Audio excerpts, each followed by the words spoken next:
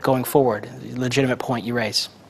Okay, well, I want to thank you again for coming. I hope you'll come back to many more Free State Foundation conferences and join us. And I'd like for everyone in the audience to join me in thanking Commissioner O'Reilly. Thank you, Mike. Thanks a lot. Very good. Thank you. Thank you. And you'll be back, I hope. Good. In 1963, Nation of Islam minister Malcolm X sat down for an interview as part of a sociology class at the University of California, Berkeley. He discussed race relations in America and the Nation of Islam's opposition to racial integration. The interview is conducted by UC Berkeley professor John Leggett and graduate student Herman Blake. This is 40 Minutes.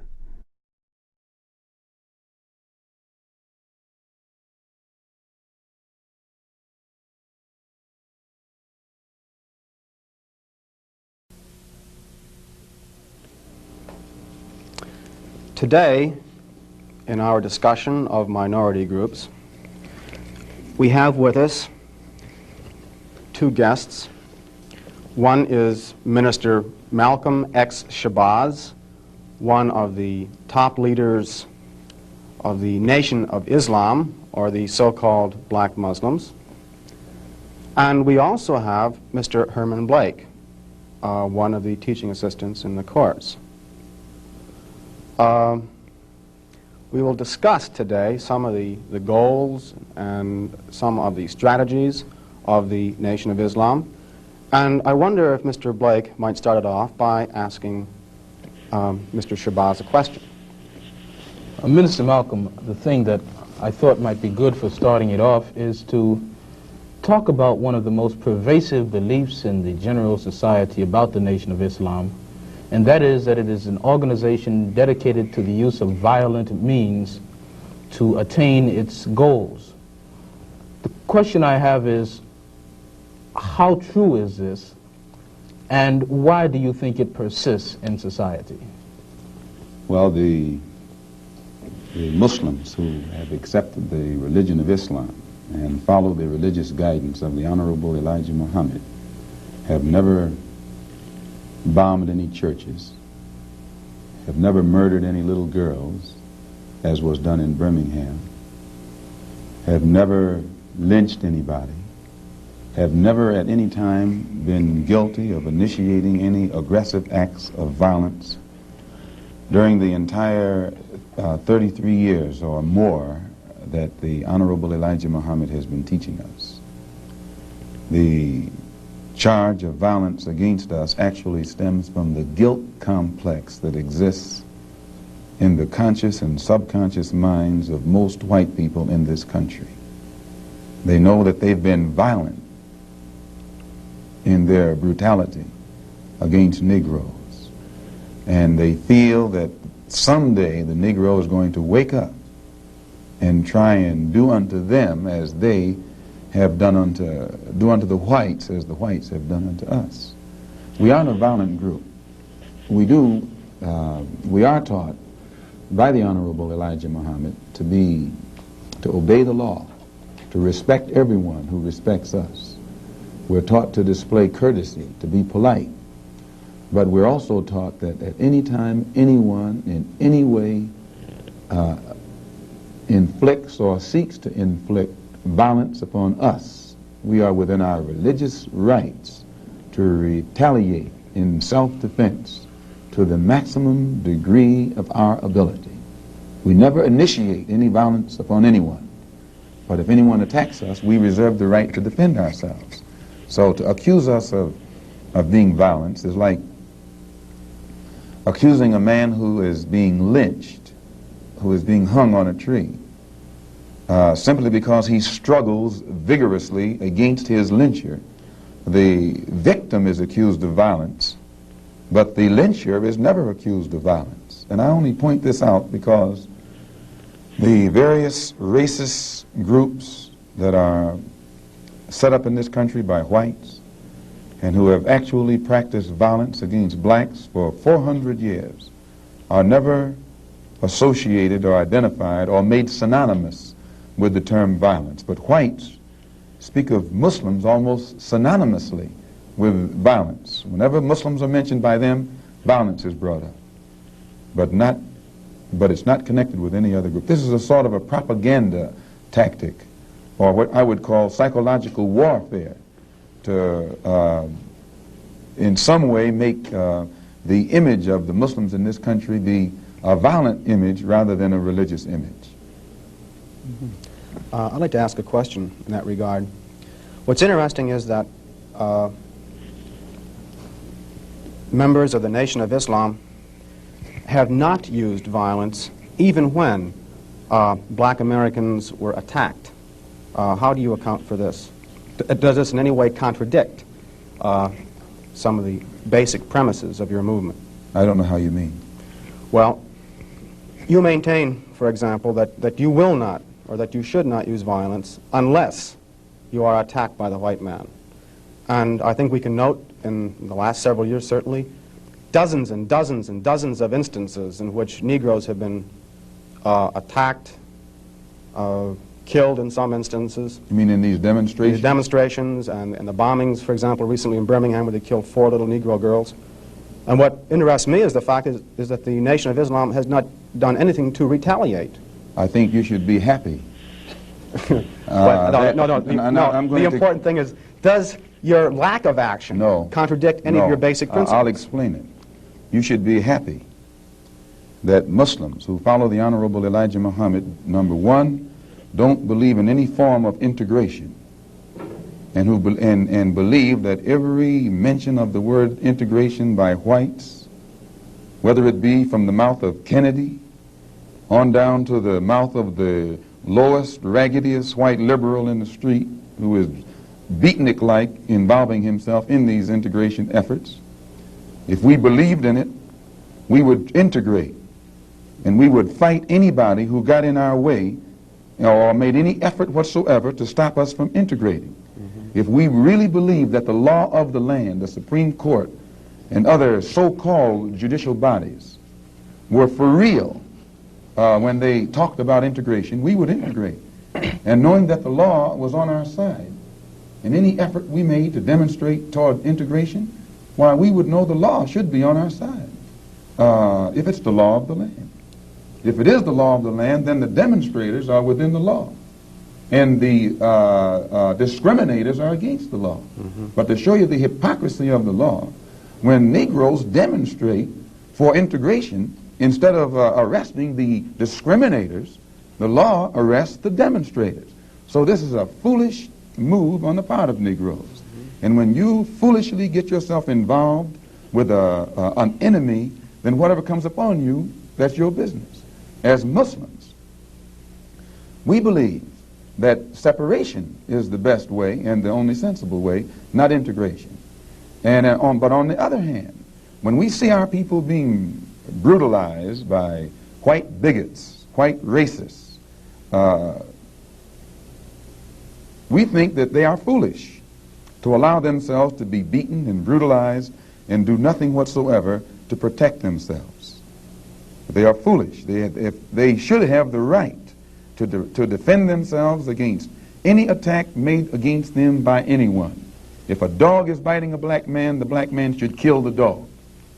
Whether the dog is a police dog, a hound dog, or any kind of dog. If a dog is sick on a black man, when that black man is doing nothing but trying to take advantage of what the government says is supposed to be his, then that black man should kill that dog, or any two-legged dog who sicks the dog on it.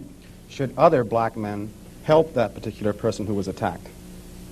I think you'll find, sir, that there will come a time when black people wake up and become intellectually independent enough to think for themselves, as other humans are intellectually independent enough to think for themselves. Then the black man will think like a black man, and he will feel for other black people. And this new thinking and feeling will cause black people to stick together. And then at that point, you'll have a situation where when you attack one black man, you are attacking all black men. And this type of black thinking will cause all black people to stick together. And this type of thinking also will bring an end to the brutality inflicted upon black people by white people. And it is the only thing that will bring an end to it. No federal court, state court, or city court will bring an end to it. It's something that the black man has to bring an end to himself. Minister Malcolm, let me, on the basis of your two remarks, ask a double-pronged question. One, is it then your assertion that the laws with respect to how Negroes are supposed to have equal opportunity and equal rights in this country are not meaningful or believed by whites? And secondly, what is your opinion and attitude toward the civil rights movement in general, and particularly the Reverend Martin Luther King and his philosophy of nonviolent direct action? If the white people really passed meaningful laws, it would not be necessary to pass any more laws. There are already enough laws on the law books to protect an American citizen. You only need additional laws when you're dealing with someone who is not regarded as an American citizen. But whites are so hypocritical. They don't want to admit that this black man is not a citizen. So they classify him as a second-class citizen to get around making him a real citizen. If he was a real citizen, you'd need no more laws. You'd need no civil rights legislation. Civil rights, when you have civil rights, you have citizenship. It's automatic. White people don't need laws to protect their citizenship because they're citizens. But they don't want to tell us we're not citizens. And at the same time, they don't want to pass laws that are meaningful enough to protect us as if we were citizens. And the Supreme Court desegregation decision is the best example I know. That's a law from the Supreme Court. 10 years have gone by. No desegregated schools. It hasn't been implemented beyond, I think, 9% in 10 years. So this just shows you the hypocrisy of the American white man. They talk out of both sides of their mouth. And for this reason, we who are Muslims, that is, who believe in the religion of Islam, who believe in God, we don't believe that black people will ever get any problem with laws being passed or new persons being put in office, white liberals being put in office. There is nothing that the white man will ever do to bring about true, sincere citizenship or civil rights recognition for black people in this country. Nothing will they ever do. They will always talk it, but they won't practice it. And with the Supreme Court, if the NAACP can tell me that they want a desegregation decision for me 10 years ago, but yet the schools haven't been desegregated, as I say, this is a victory with no victory. It's a victory that you can talk about, but it's a victory you can't show me. So if you represent the NAACP and you are telling me about this great victory you won for me, when I look at you, I have to conclude that either you have been duped yourself or else you are trying to dupe me. And in most instances where the civil rights struggle is involved, there is no civil rights leader can point to me one concrete gain, practical gain, that black people have made in the civil rights field in this country, not only during the past 10 years, but during the past 100 years. Now, the other part was with respect to Mr. King and the nonviolent direct action. Well, I will let Jimmy Baldwin and John Killens and Lou Lomax, the writers, answer that. Speaking right after this church was bombed in Birmingham, Christian church was bombed in Birmingham by Christians too, mind you, and these 4 little girls were murdered. John Killens and James Baldwin and Lomax and the Negro writers and actors had a meeting at the town hall in New York. And Killen pointed out, concerning these murders of these little girls, said the killings had raised doubts about the intelligence of the nonviolence in the civil rights struggle. He went on to declare that he could no longer be asked to love those who persecuted and killed Negroes. He also, and the writer, Mr. Handler, who's describing this, said that Killens, it was not clear concerning Killens' remarks to his audience that he was breaking with it was clear rather to his audience that he was breaking with the doctrine of the Reverend Martin Luther King's philosophy that as Christians, Negroes should love their fellow man in a truly religious sense. Now, James Baldwin, speaking on that same platform, said, and I was present during this entire affair, asserted that the American people shared a collective guilt for the persecution of Negroes, much as Germans did because of their silence during the Nazi persecution. He denounced President Kennedy for what he termed Kennedy's lack of passion in the civil rights struggle. Mr. Baldwin said that there could no longer be a Republican Party for the Negro people as long as it listed a Barry Goldwater, nor a Democratic Party for the Negro people with a Senator Eastland on its roster.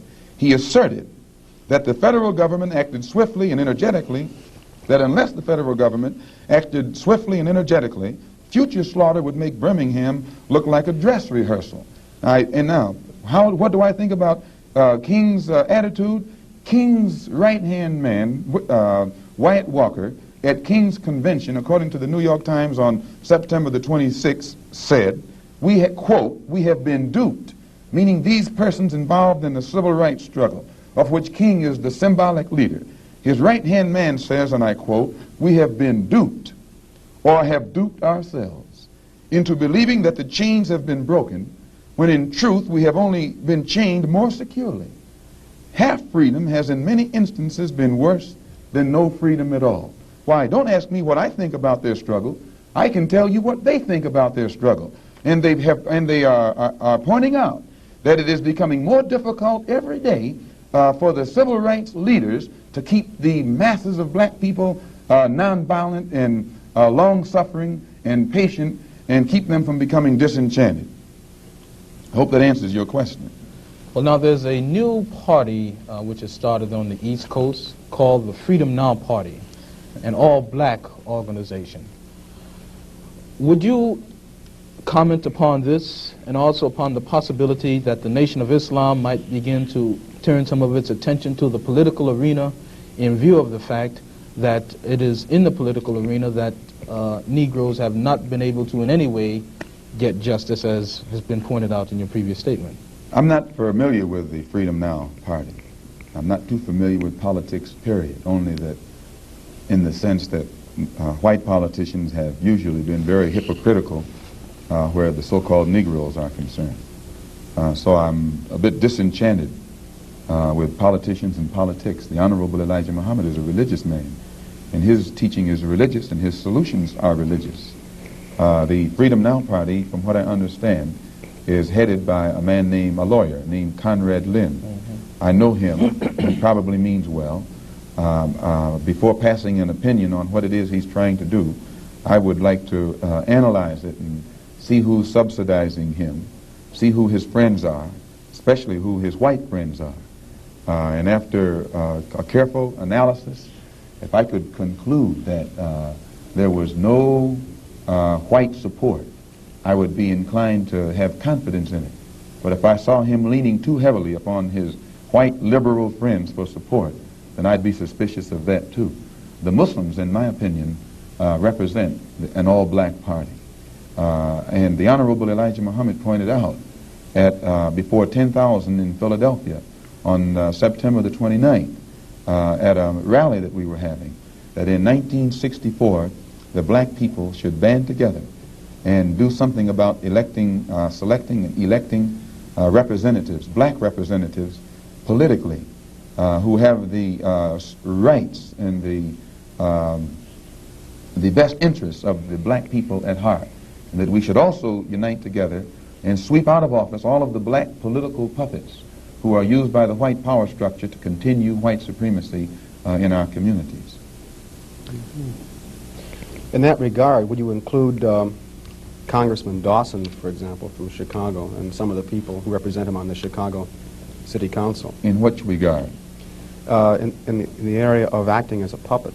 I don't know what Mr. Muhammad's opinion is of Congressman Dawson. They both live right there in the city of Chicago together. I don't know what his opinion is of Congressman Dawson. I'm suspicious of any Negro, be he politician, be he clergyman, or civic leader who is constantly patted on the back by whites. I have a tendency to lead toward the Negro politician who is constantly condemned by the white power structure. This is my thought pattern. I'm giving you an insight of it. You, though, mentioned Mr. Lynn and saying you'd like to know who his white friends are. Now, I'm wondering if you didn't make a contradictory statement in Muslim terms by using white and friend in the same phrase. That is I to use say, friend in quotes. I see. In other words, if a black man cannot have a white man as a friend. He may have a white man who's friendly, but being friendly and being a friend, I think, are two different things. I think there are many whites who act friendly toward Negroes. A fox acts friendly toward the lamb. And usually the fox is the one who ends up with the lamb chop on his plate. The wolf doesn't act friendly, and therefore the wolf has more difficulty in getting the lamb chop in his plate. I'd like to point out, though, that... And I say that because it is usually if you study the structure of the Negro community, economically, politically, civically, psychologically, and otherwise, it's controlled by the white liberal, who usually poses as the friend of the Negro, who actually differs from the white conservative in the same way that the fox differs from the wolf. Their appetite is the same. Their motives are the same. It's only their mannerisms and methods that differ. I would agree that no doubt there have been a large number of whites who have posed as liberals and as friends of the Negro and who have time and again betrayed the Negro. On the other hand, I think one could point to a large number of whites who have struggled for civil rights, for equality, and have got little or nothing out of it, other than quite a few bruises. Give me an example. Well, the large number of white students who have gone into the South, for example, working for SNCC and other organizations. Not working for SNCC or other organizations, but working for the white political machines who benefit by the voting efforts of Negroes. Okay, I'll be more specific. I would cite Herbert Hill, for example, as a kind of person who has championed Negro job rights, for example, in New York City and elsewhere. He has fought the political machine. First time I met Herbert Hill personally was when they were picketing to stop the working on the Harlem Hospital in Harlem. Negroes for 10 years had to fight the city to get an annex built on the Harlem Hospital. Because in Harlem we need a hospital more so than anything else. Our people are sick. Plus we do a lot of cutting and shooting of each other, though we profess to be nonviolent. And Herbert Hill brought his forces out and stopped the working on that site. This is the first time I ever saw him. Then when work was brought to a halt on a hospital in Harlem, the same Negroes tried to stop the work at the Downstate Medical Center in Brooklyn, which is predominantly white. They were out there for 3 months during the summer. Couldn't stop anything. And I never saw Herbert Hill out there one time. Now, whenever it takes a stoppage of something that's going to affect the white man, you find the white liberal absent. But when it involves something that primarily will affect the best interests of black people, and black people only, then that white liberal is present. Herbert Hill is the labor secretary for the NAACP. And if he was interested in black people, he would prepare a black man with the type of knowledge and understanding of the labor troubles involving black people that would enable a black man to sit in the same position as Secretary of Labor or Labor Secretary in the NAACP. I'm suspicious of whites who join Negroes and always have to be in the lead, who always have to be the head, who always have to be at the top in Negro organizations. Those whites who really have the interest of blacks at heart, let them give some advice to some Negroes and stand on the sideline. But don't join the organization and then get at the head of it and pose as a friend of Negroes. Well, I would defend his sincerity and his commitment. And more than that, I would say that just because a person is a Negro or a black American does not mean that he's going to struggle for Negro rights or for jobs for Negroes or anything else. I think that today you could point to a large number of Negro leaders who have consistently betrayed Negroes in a whole host of areas. They aren't really Negro leaders. These are puppets that have been put in front of the Negro community by white liberals. These are parrots that have been put in front of the Negro community by white liberals. You can't name me a Negro leader who who has betrayed Negroes, who has not been endorsed, sanctioned, subsidized, and supported by the white liberals.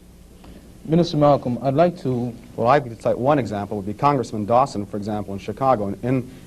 In Chicago, a large number of liberals located in the Hyde Park district have consistently fought Dawson and his betrayals of the Negro, and they've also fought some of the people who represent Dawson on the Chicago City Council. The only Negro I know who is constantly fought, only Negro politician that I know who is constantly fought by white liberals is Adam Clayton Powell.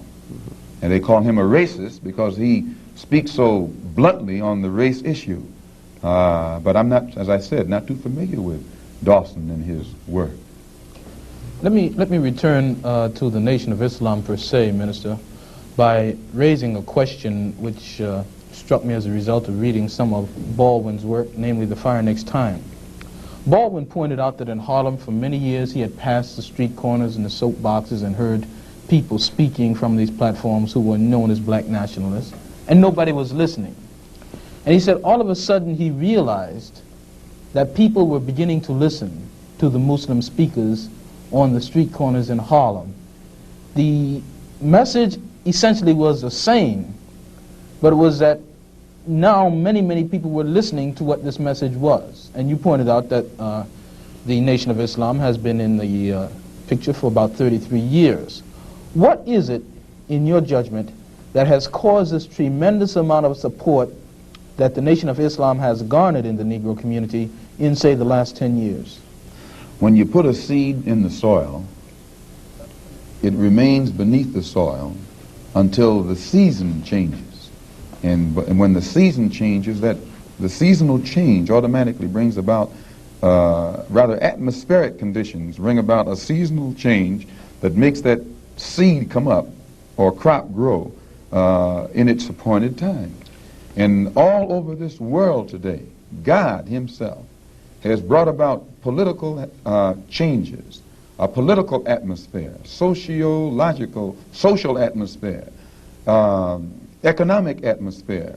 These economic conditions, these political conditions and social conditions combine to bring about a situation that is making black people in America more receptive, their mind more fertile to the seed of truth that the Honorable Elijah Muhammad has been planting for 30-some years. And this is springing up today and causing our people to see and understand now what they couldn't see and understand before. What is the nature of this situation which is making black people more receptive? Well, you take in the past, say, 15 years, how the nations have emerged, dark nations have emerged in Africa.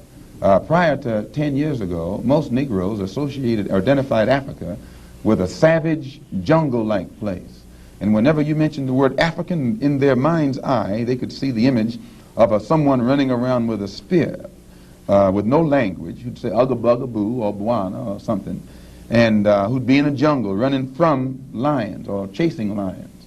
But then when, after the war, when the United Nations was set up in New York City, black people began to look at men like Tom Mboya. They began to look at men like Nkrumah. They began to see men like Lumumba. They began to see men like Nasser. They began to see these Belawa and Azikwe who could exchange intellectually with whites on an international level in a political form and hold their own. This made the black people in this country realize that what the Honorable Elijah Muhammad had been teaching all the time actually had substance. And they began to turn it over in their mind and see that what he was saying had more weight to it than what these other Negroes were saying. And they began to identify themselves with the black world and the black struggle more closely than they identified themselves with this so-called white world. Let me ask you a question with respect to a statement which Essien Udom quotes as being on a bulletin board in the University of Islam in Chicago by the Honorable Elijah Muhammad. According to Essien, Mr. Muhammad states, "Up, you mighty race. You can accomplish what you willed. Build your future on these foundations: freedom, justice, and equality." What is the definition of freedom, justice, and equality for the black man, and where and when is it to be attained? Well, take equality first. The Honorable Elijah Muhammad doesn't teach us to associate equality with whites. Equality has nothing to do with whites. We don't want to be equal with the white man. He's not the criteria or yardstick by which equality is measured. He's not in a position to tell us we are equal. It's not his right. It's not his to do. Equality, we want equality. We had equality before the white man was created. We had equality before the white man came into existence. And we want equality whether the white man is on this earth or not. Equality means the opportunity to develop all of our dormant potential, all of our dormant capability. And in developing this dormant capability, the right and the ability to stand on this earth on some land of our own and bring about a civilization and a society in which we will be completely independent, complete freedom to take care of the needs, to take care of the wants and the likes and the dislikes of our people, to establish our own nation, our own society, our own heaven, our own future. This is what we mean.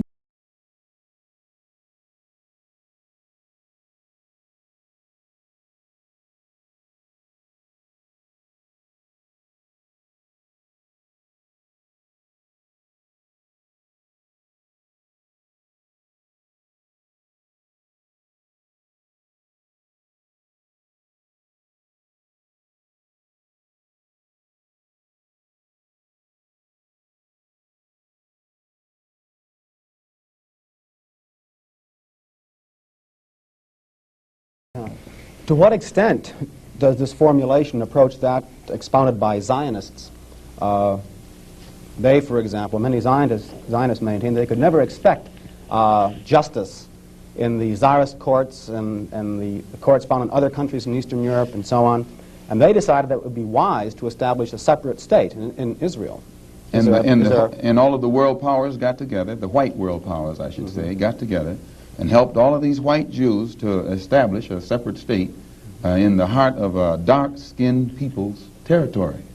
And if white people can get together and let other whites, help other whites to establish an independent nation right in the midst of dark-skinned people, and then we don't see where white people should be so much against the Honorable Elijah Muhammad's solution, not of setting up an independent dark nation in a white people's property, but he's asking the opportunity to set up an independent nation on our own continent. Let us leave America and go back home among our own people on our own land and set up our own independent society. But all he says is that this government, which made us slaves, should supply the transportation for us to get back home and give us all of the machinery and the tools necessary for us to till the soil and establish our own agricultural system to feed and clothe our people, our own economy, and in some way become an independent people among our own people on our own continent. This is intelligent.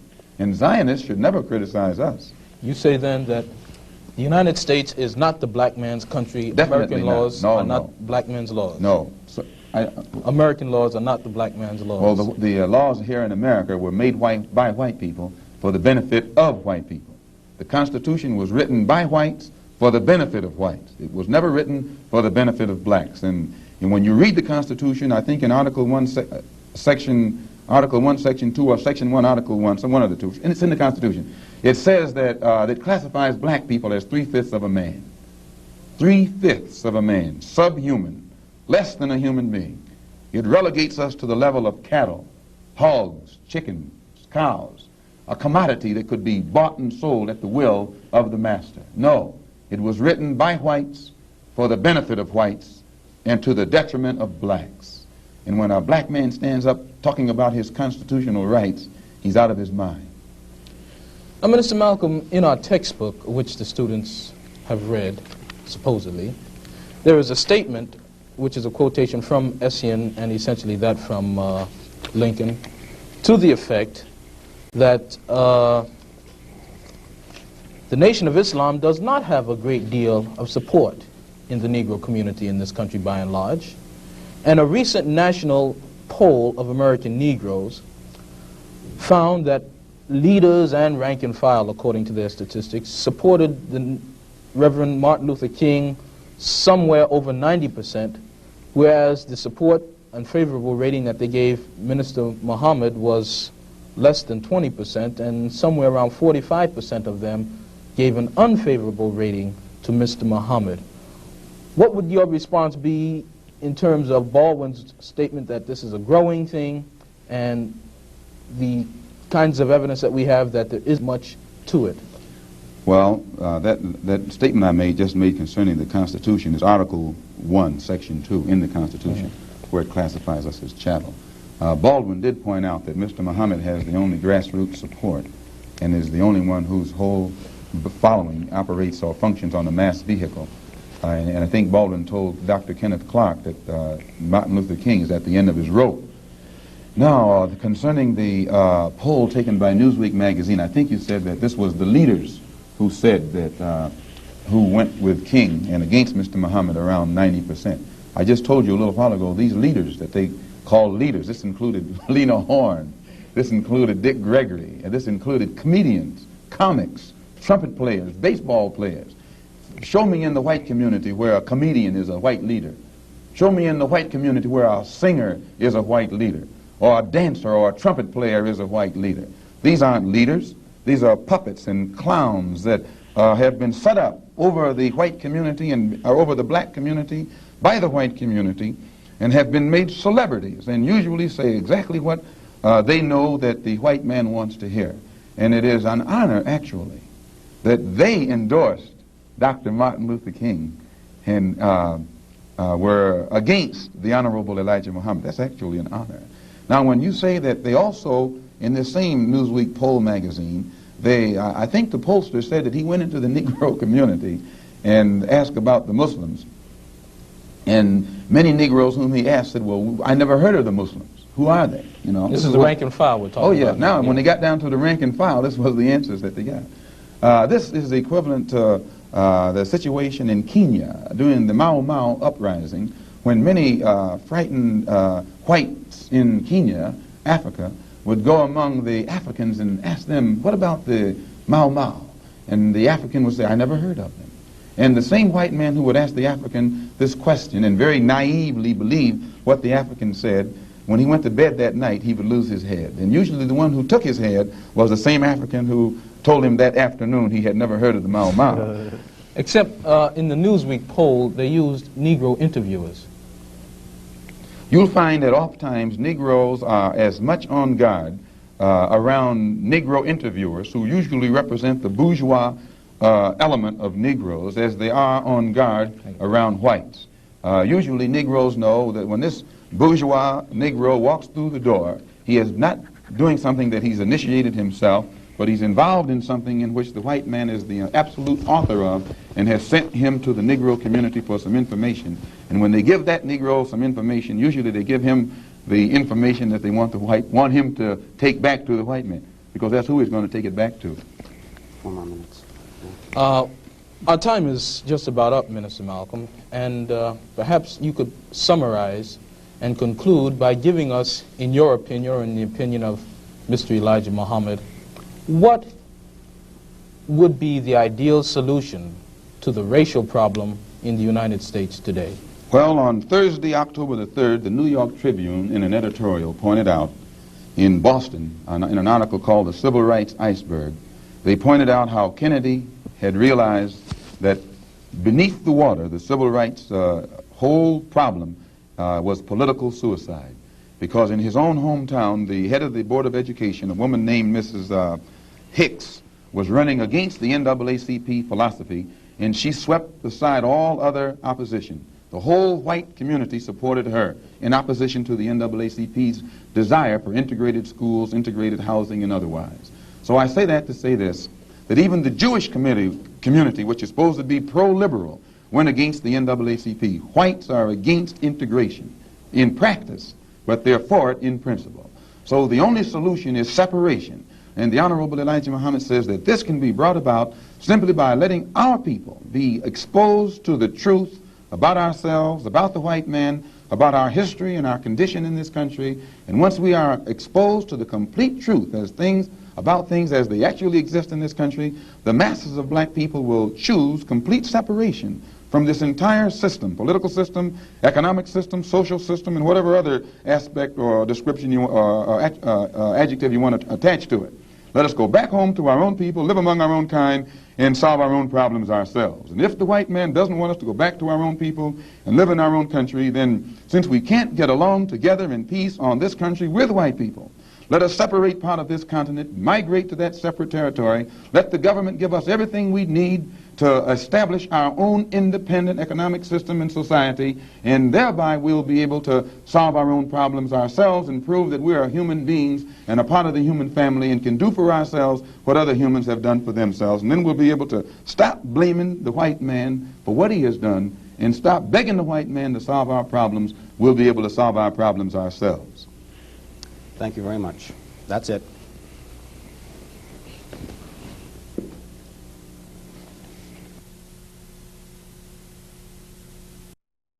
American History TV's Real America brings you archival films that help tell the story of the 20th century and often provide context for current events. Check cspan.org/history for schedule information. For more than a year, there have been allegations and insinuations that I knew about the planning of the Watergate break-in and that I was involved in an extensive plot to cover it up. The House Judiciary Committee is now investigating these charges. On March 6, I ordered all materials that I had previously furnished to the special prosecutor turned over to the committee. These included tape recordings of 19 presidential conversations and more than 700 documents from private White House files. On April 11, the Judiciary Committee issued a subpoena for 42 additional tapes of conversations, which it contended were necessary for its investigation. I agreed to respond to that subpoena by tomorrow. 40 years ago, on April 29th, President Nixon responded to a House Judiciary Committee subpoena for additional Watergate tapes. His response, plus reflections from former Washington Post journalist Carl Bernstein, Sunday night at 8 Eastern, part of American History TV this weekend on C-SPAN 3. With live coverage of the U.S. House and Senate on C-SPAN and C-SPAN 2, here on C-SPAN 3, we show you the day's most relevant congressional hearings and public affairs events throughout the week. And every weekend, C-SPAN 3 is the home to American History TV, with programs and events that tell our nation's story. History Bookshelf with the best-known American history writers. Lectures in history with top college professors delving into America's past. And our new series, Real America, features archival films produced from the 1930s through the 70s by the U.S. government, industry, and educational institutions. We travel to museums and historic sites to learn what artifacts reveal about American history. The presidency focuses on the policies and legacies of the nation's commanders-in-chief. And we'll go to the battlefields for the key events and figures during the 150th anniversary of the Civil War. C-SPAN 3, created by the cable TV industry and funded by your local cable or satellite provider. Watch us in HD, like us on Facebook, and follow us on Twitter. In 1965, Malcolm X was shot and killed at the Audubon Ballroom in Harlem. Historians recently discussed the killing and various conspiracy theories about Malcolm X's death. This 2-hour and 15-minute event took place at the University of D.C. Law School. All right, good evening, everybody. Assalamu alaikum. We want to welcome you all here to the University of District of Columbia David A. Clark School of Law, and we thank you for coming out to this program that we've entitled The Black Messiah, the Life and Assassination of Malcolm X, otherwise known as Al-Hajj Malik Shabazz. We are here today to honor his memory, Al-Hajj Malik Shabazz, Ash-Shahid, the martyr. Allah says in the Holy Quran, do not speak of those who have been slain in the way of Allah as dead. Nay, they are alive, though you perceive not.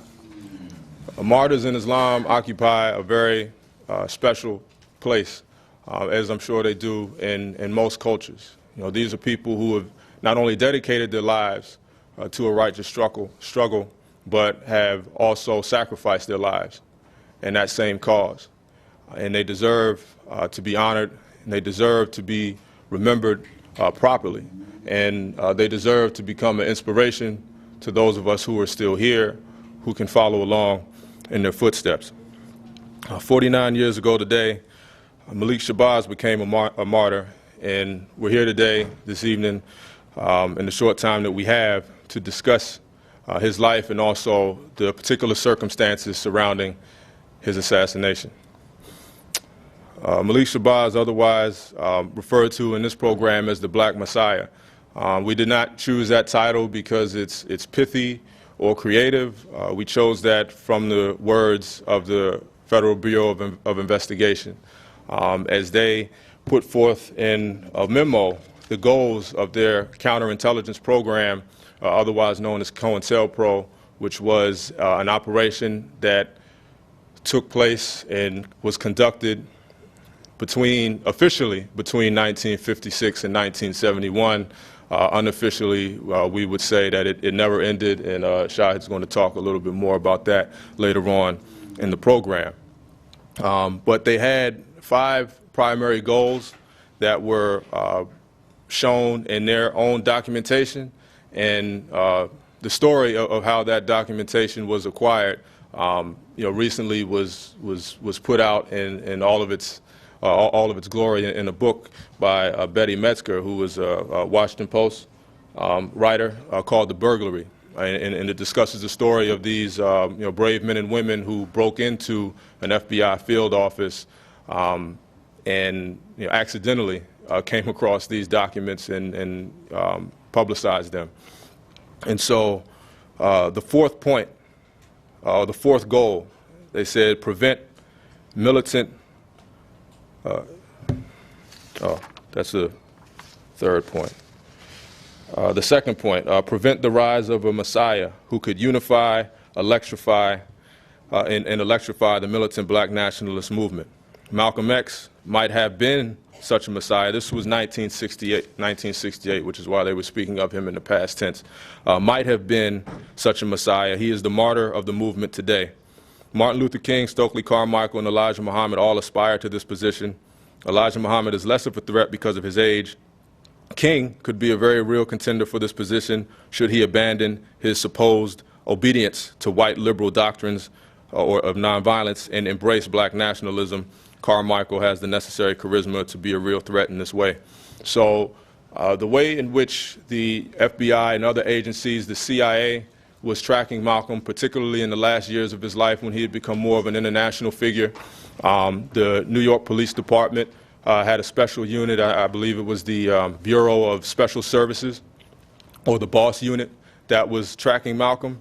And as was part of their counterintelligence tactics, not only with Malcolm, not only with other groups such as the Nation of Islam, such as King's Southern Christian Leadership Conference, the Congress on Racial Equality, the Student Nonviolent Coordinating Committee, the Revolutionary Action Movement, which comprise the primary targets of the so-called black nationalist hate groups, which is what they term them, but also the communist organizations, the New Left, anti-war and peace organizations, and on and on.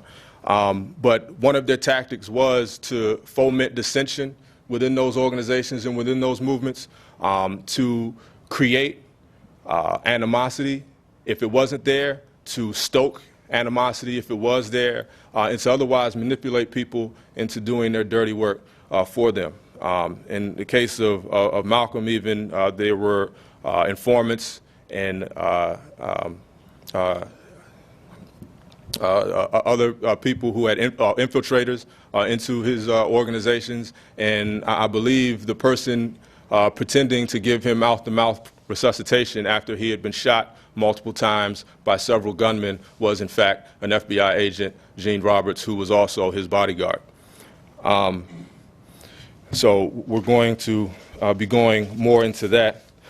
And so this was their way, and the way in which they were able to do this with Malcolm became an example, a trailblazing mission which they began to use on other leaders in other organizations, including King, including the schism in the Black Panther Party between what some people refer to as the Huey Newton faction and the Eldridge Cleaver faction. Some people don't like those designations, but you can maybe use them for blanket purposes. But there's a lot of nuances to many of these things because there were a lot of different people and personalities involved,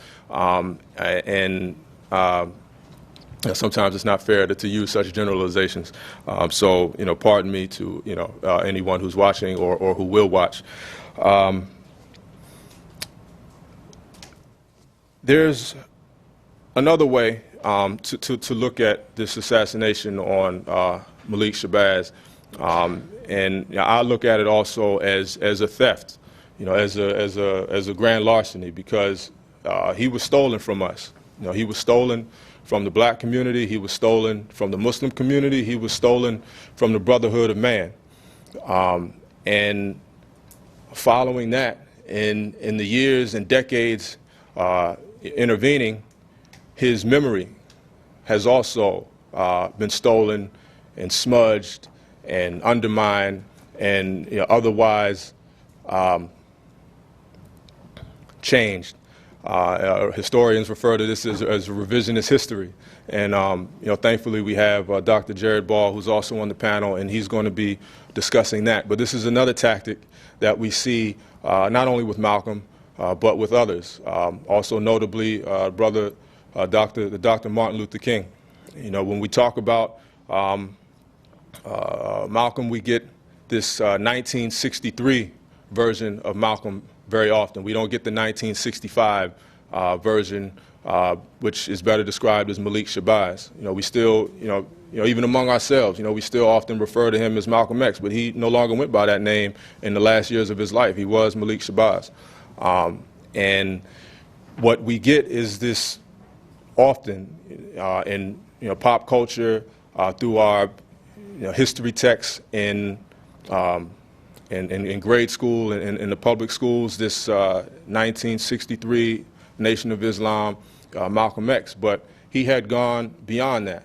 After he had been forced out of the nation, after he had gone on Hajj and had the opportunity to see human beings of all different colors and all different ethnic backgrounds gathered together in Mecca on the pilgrimage that Muslims are required to make, and seeing them cooperating, this human family, all cooperating, getting along in a unified purpose, that inspired him. And he said, this is what America needs. America needs this Islam, or America could at least learn from what the Muslims are doing. So he attempted to bring that back.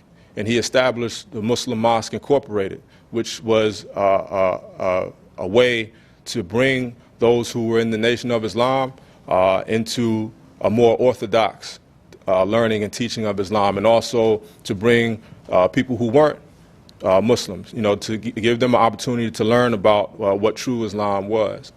And in addition to doing that, he also developed the Organization of Afro-American Unity, which was a variation of the Organization of African Unity, which was an organization that existed on the African continent, whereas the different countries could work together on issues of mutual concern. And therefore, the OAAU was developed here, so African Americans could, from Detroit, from Chicago, from New York, and so on and so forth, could also work together on issues of mutual concern. During the latter years of his life, he had become an international figure. He had gone beyond the street corners of Harlem and Washington, D.C.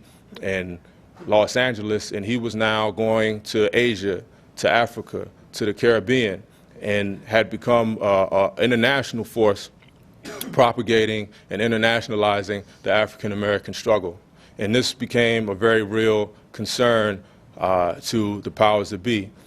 Even if you take, for example, the 1964 Civil Rights Act, this was pushed in large part by folks going into the South and being hosed down and protesting, and these images being plastered across TV screens all around the world, and America's dirty laundry being aired out in public.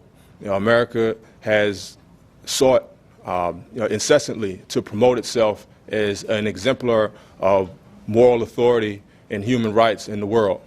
And many of us would agree that they are certainly not. Many of us may disagree, but I would say that they are not.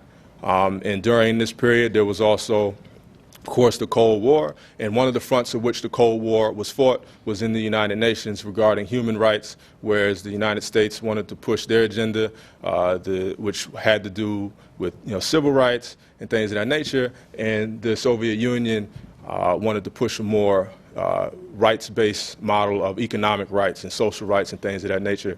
And so the Malcolm Malik Shabazz inserting himself in this struggle and saying, you know what, we're going to go to the United Nations. We are going to put the African-American struggle in front of the United Nations. We are going to force the United States to be held accountable in front of their international peers for what they have done to us, for what they continue to be doing. This was a problem for those who did not want that to happen. And so when we look at our brother, these are the things that we also remember. The last 2 years of his life were very forceful and very pivotal, and we want to certainly remind folks of that. Although he had become a target before he even became Muslim while he was still in prison because of some contact he had had with some communist groups, and by the time of 49 years ago today, the FBI had compiled I think 23,000 pages of documents over the course of those 10 years or so. Finally, I just want to say that we recognize that again, we can't bring our brother back from the ether, but we can certainly salvage and reconstruct his memory and set the record straight and dispel any lingering misconceptions about what his life was about and how his assassination was executed.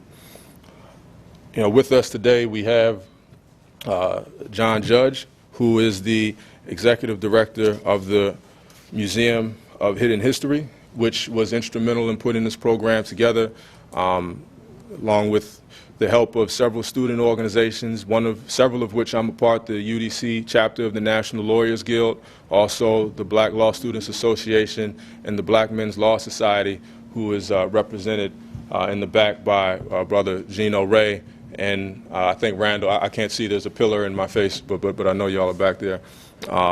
And also with the help of Mr. Lewis Perry and Joe Libertelli and Dean Canty, who is our Dean of Admissions, who actually brought us all here.